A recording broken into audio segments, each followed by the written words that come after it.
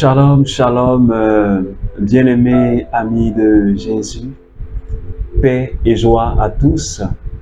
Alors, bien-aimés, ce matin, nous sommes dans la joie du Seigneur. Je suis dans la joie du Seigneur ce matin, de retrouver tous mes frères et sœurs du renouveau charismatique et de toutes ces personnes qui prient avec nous le matin. Et ce matin, le Seigneur nous a fait la grâce d'être là. Nous sommes rassemblés au nom du Père et du Fils et du Saint-Esprit. Amen. Alors bien aimé, ce matin, le Seigneur nous a fait la grâce d'être là, dans sa présence. Il nous a permis de passer un excellent week-end. Je pense et je crois. Il nous a donné de célébrer hier le Christ roi de l'univers. Et nous allons ce matin dire merci au Seigneur.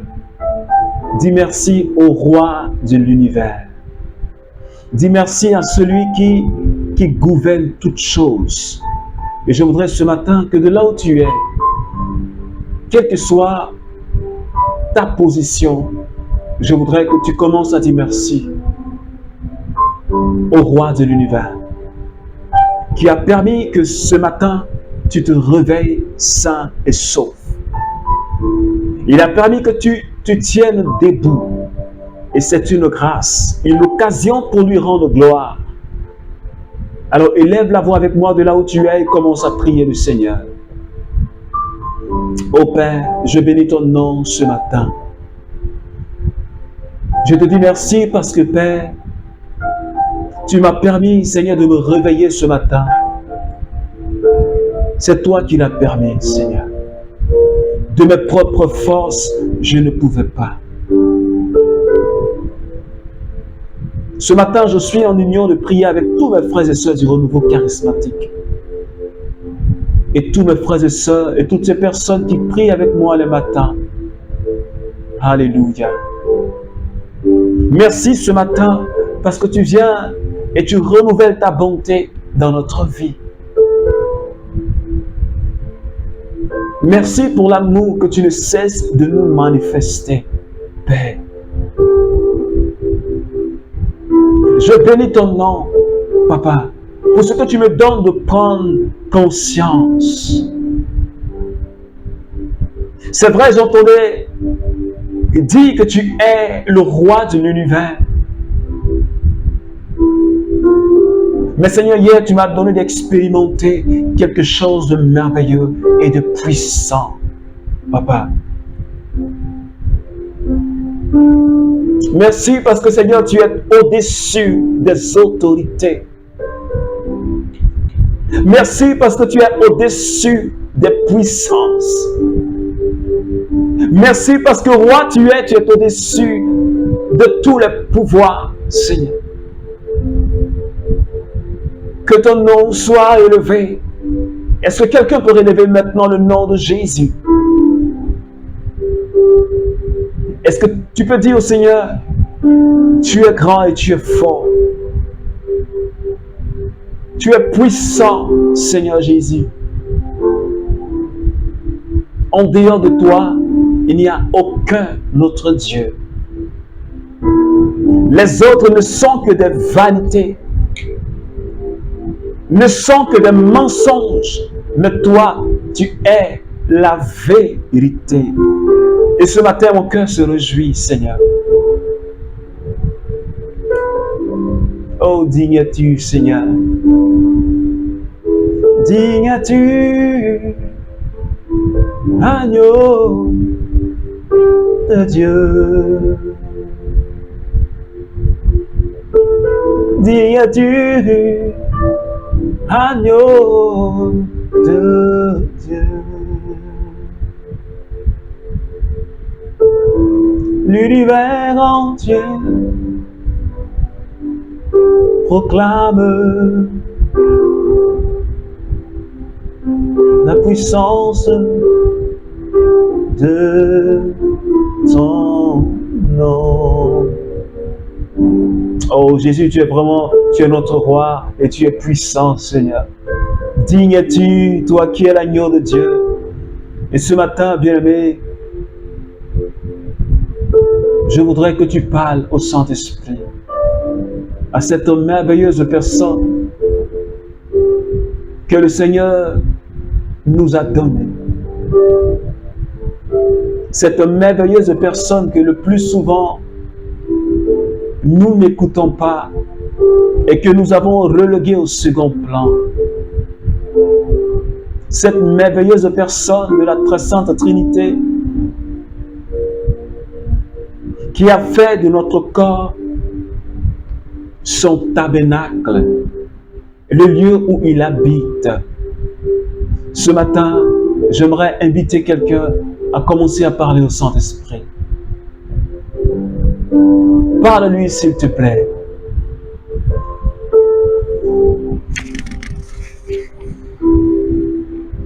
Parle au Saint-Esprit, s'il te plaît. Demande sa présence. Demande sa force.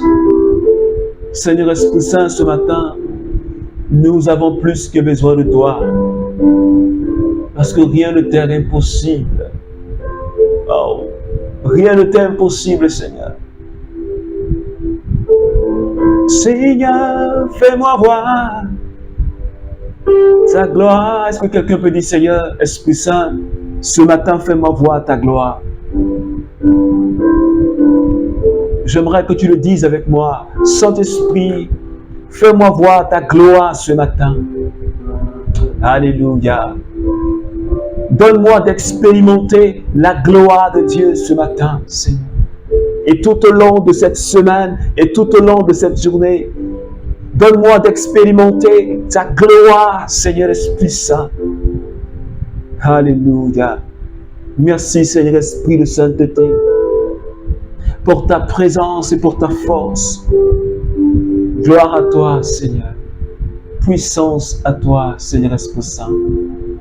Merci, Seigneur. Alors, bien-aimés amis de Jésus,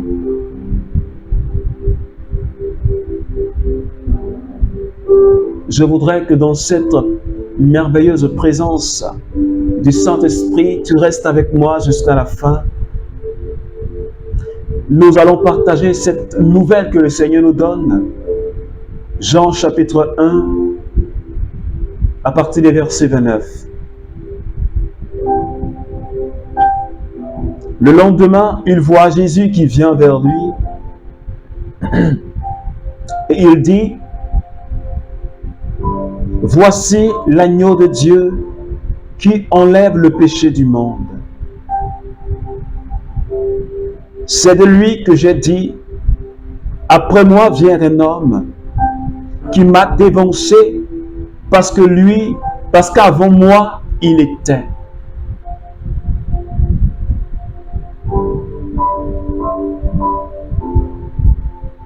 C'est lui qui m'a dit, celui sur qui tu verras l'Esprit descendre et demeurer sur lui, c'est lui qui baptise dans le Saint-Esprit.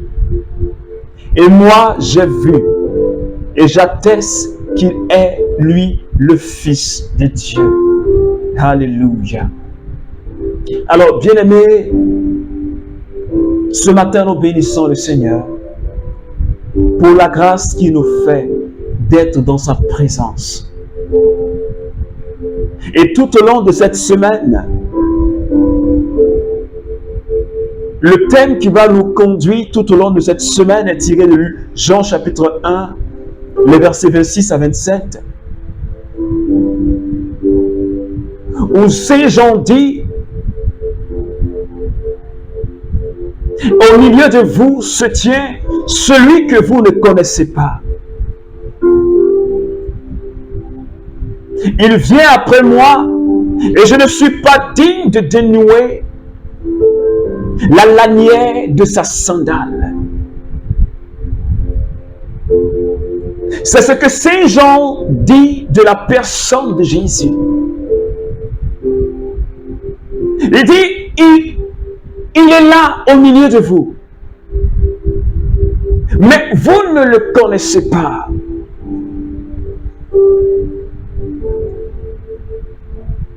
C'est lui, l'agneau de Dieu, qui ôte le péché du monde. C'est de lui que je vous parlais quand je vous ai dit,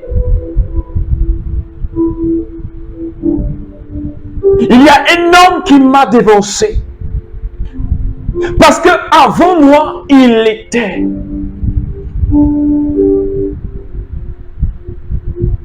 Jésus,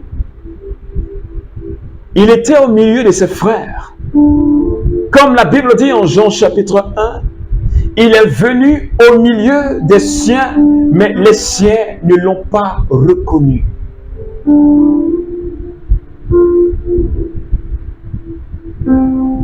Et Jean le Baptiste, il dit, avant moi il était. C'est-à-dire, c'est la personne de Dieu. C'est Dieu qui est là. Mais que les hommes ne peuvent pas reconnaître. Et je crois que ce que Jean a dit, même aujourd'hui, cela est d'actualité. Parce que toi et moi, nous partons à l'église, mais est-ce que nous connaissons la personne de Jésus? Toi et moi, nous sommes dans un groupe de prière. Mais est-ce que, quand tu te regardes, quand je me regarde, est-ce que je peux dire que je connais la personne de Jésus? Parce que le peuple ici, Jésus était présent au milieu de son peuple. Dieu était présent au milieu de son peuple, mais on ne pouvait pas le reconnaître. Et aujourd'hui, on n'arrive pas à connaître le Seigneur. Aujourd'hui, nos tabernacles sont vides. Même quand il y a des expositions du Saint-Sacrement, c'est vide.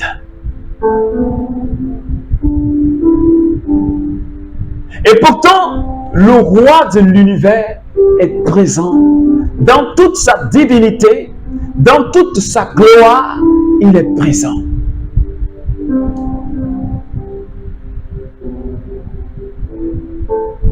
Est-ce qu'on croit réellement qu'il est là? Est-ce qu'on croit réellement que Jésus est au tabernacle? Est-ce que tu crois réellement que Jésus est au Saint-Sacrement? Parce que comme je le dis, le tabernacle est vide.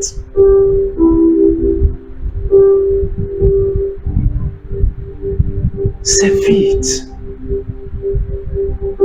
Il n'y a personne même qui parle adorer. Parfois, je me demande, est-ce qu'on croit réellement qu'il est présent là au tabernacle et au Saint-Sacrement? Et ce matin, le Seigneur, pour cette semaine, le Seigneur nous interpelle.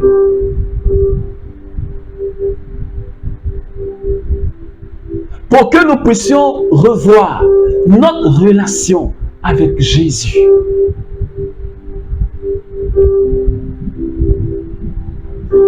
Parce que si c'est véritablement à cause de lui que tu pars à l'église, c'est bon. Et si c'est à cause de lui, tu dois le chercher. Tu dois l'aimer. Tu dois le placer à la première place. Tu dois savoir, chercher à savoir qui il est véritablement. Parce que le peuple ne savait pas. C'est lui l'agneau de Dieu qui ôte le péché du monde. C'est lui qui baptise dans le Saint-Esprit. Et pourtant, aujourd'hui, beaucoup de personnes sont incrédules, ne croient pas. Comme on le disait la semaine passée, beaucoup de personnes disent que c'est le Dieu des Occidentaux. Ils disent que c'est le Dieu des Blancs. Et nous-mêmes qui sommes chrétiens, nous ne croyons pas fermement et assez en la personne de Jésus. Parce que si on croyait véritablement,